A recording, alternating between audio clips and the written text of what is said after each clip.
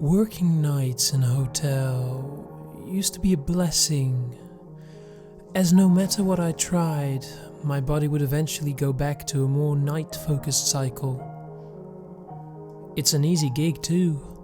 I come in and handle any remaining arrivals, a few guest problems, and then I start my audit. Some hotels have a complicated process. I just push a few buttons. Push button, receive audit. The only horror stories I ever had involved shitty guests. I'm a reward club member. I demand special treatment kind of shitty guests.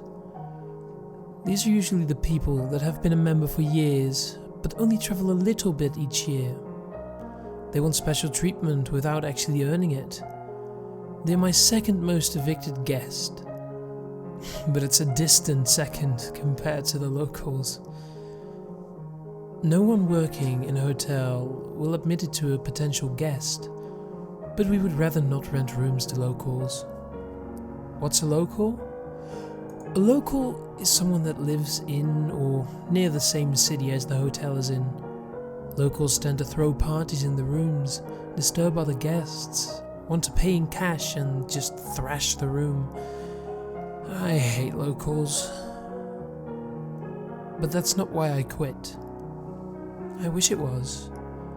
I wish it was because of the toxic culture of management, of the sales department, or just the shitty way I'd get treated by guests.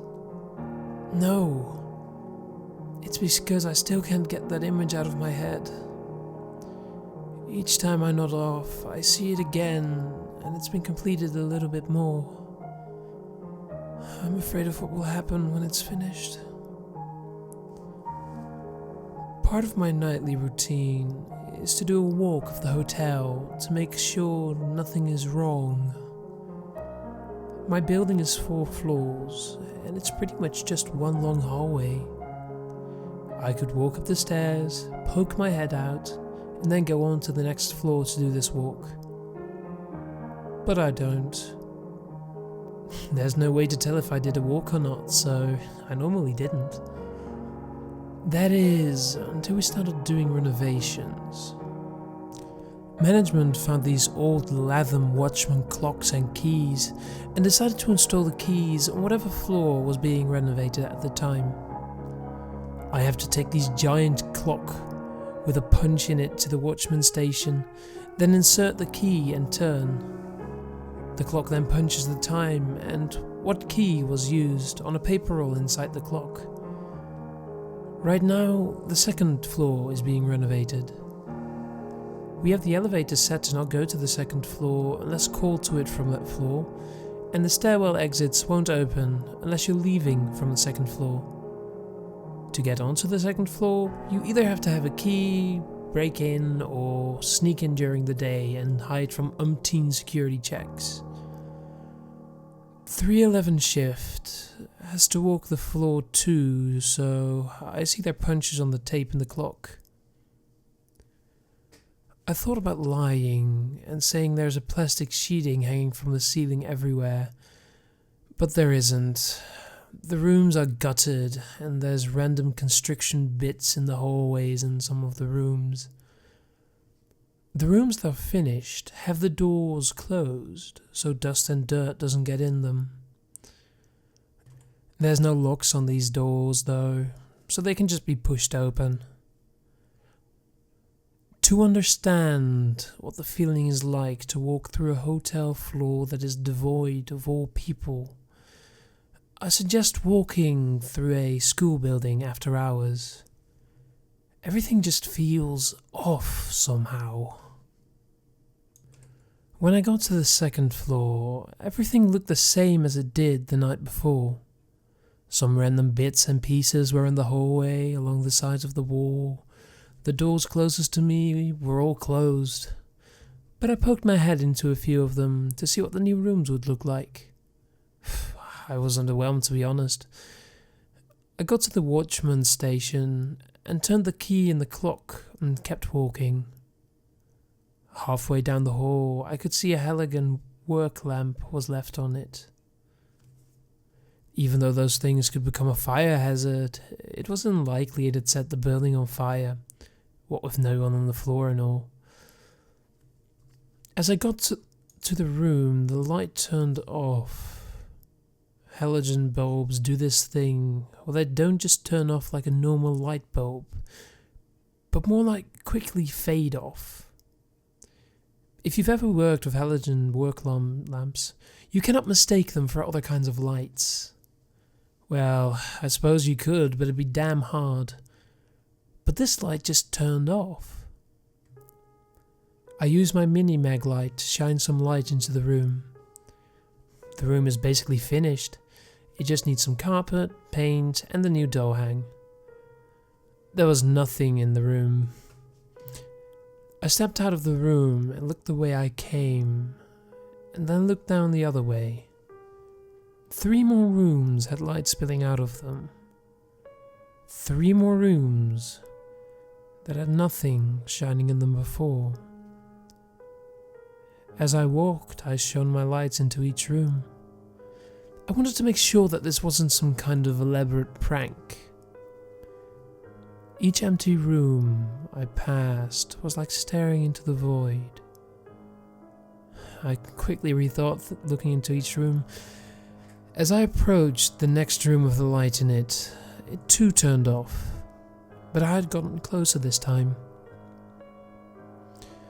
The same happened with the second, but I had reached the edge of the door frame. This time I looked into the room. It was the same as the first, done, but just needing the cosmetics. As I reached the doorway, the smell of rot assaulted me. The only other way to describe what the smell was doing would be violate.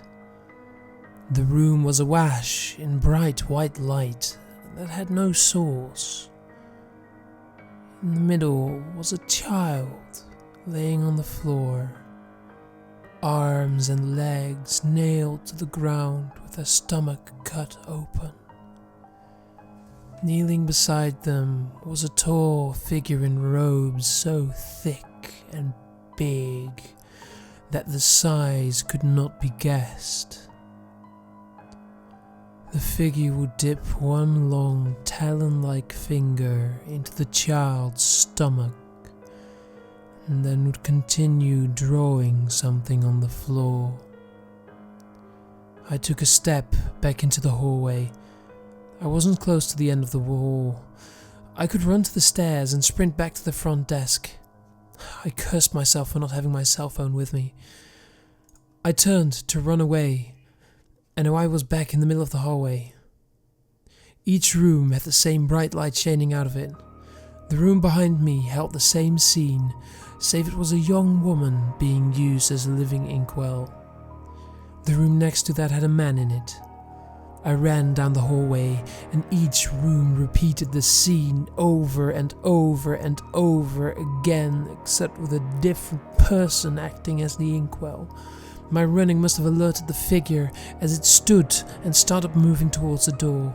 It didn't take steps, it didn't float or fly, it just moved. I stopped running to get a look at it. Maybe I could make out the face. I turned and looked at the room behind me. The same scene was playing out.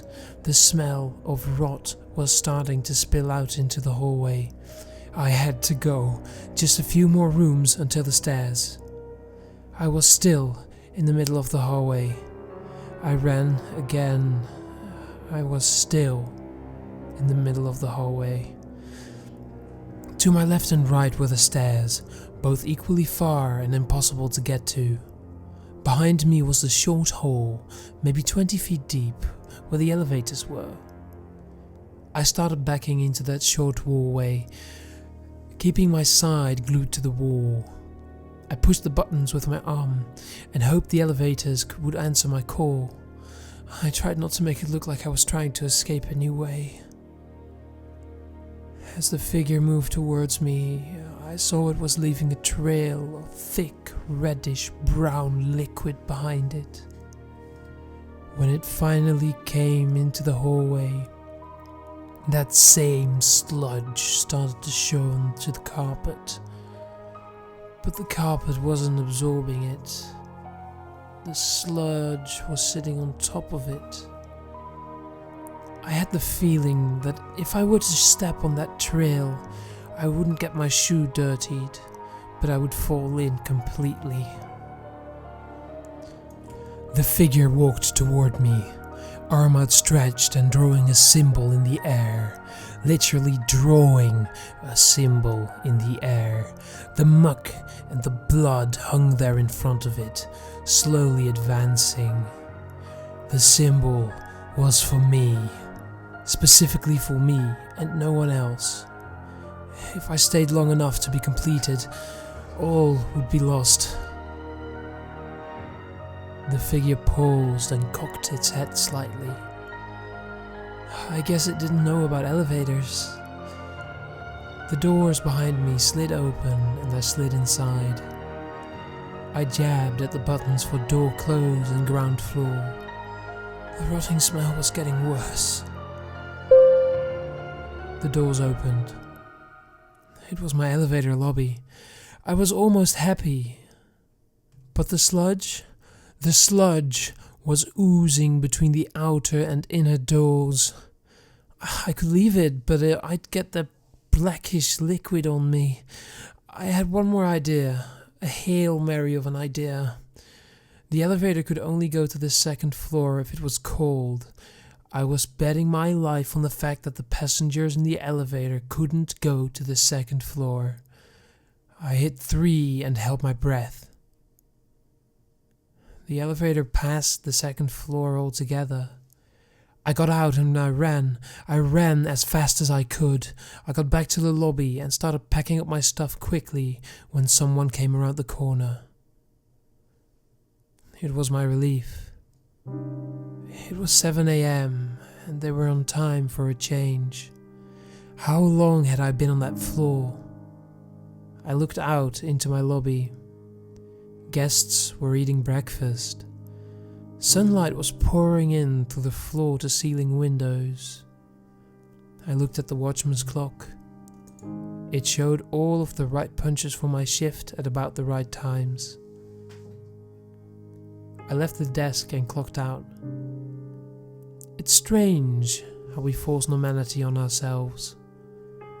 I didn't get any phone calls or angry texts from my boss about my work not being done.